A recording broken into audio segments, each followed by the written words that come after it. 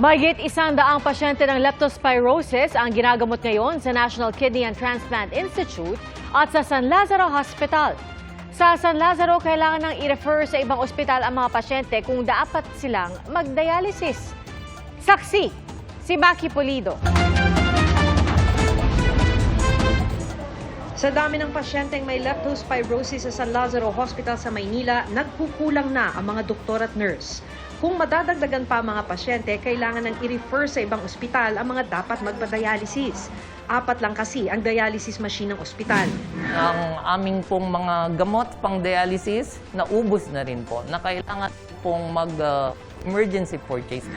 Isa sa mga nakakonfine sa San Lazaro si Jose na lumusong sa baha sa Valenzuela para tulungan ang mga aso at pusang naapektuhan noong kasagsagan ng bagyong Karina at Habagat. Talagang siyempre sacrifice. May mga tumutulong na mga kaibigan. Yun na lang po muna ang inasa.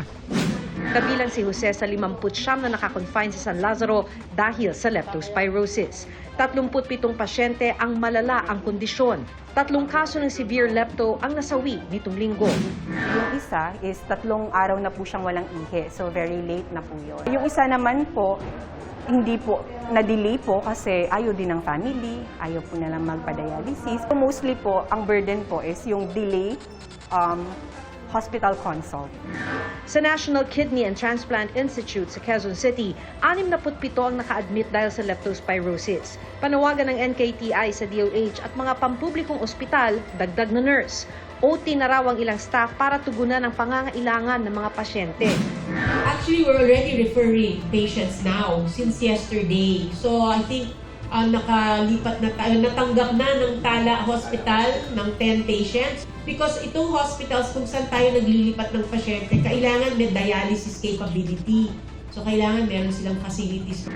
Ang Philippine Red Cross nagpadala na ng 15 medical personnel para tumulong sa NKTI. Naglagay na rin ang Red Cross ng welfare desk.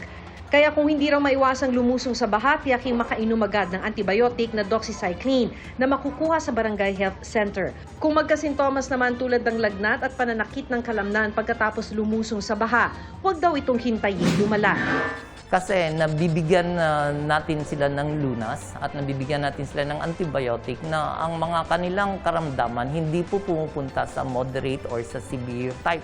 Pinag-aaralan na raw ng Department of Health ang sitwasyon para maging mas epektibong responde sa inaasahang pagtaas pa ng bilang ng leptospirosis cases.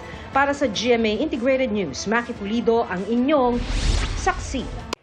Mga kapuso, sama-sama tayong maging saksi. Mag-subscribe sa GMA Integrated News sa YouTube at para sa mga kapuso abroad, samahan niyo kami sa GMA Pinoy TV at sa www.gmanews.tv.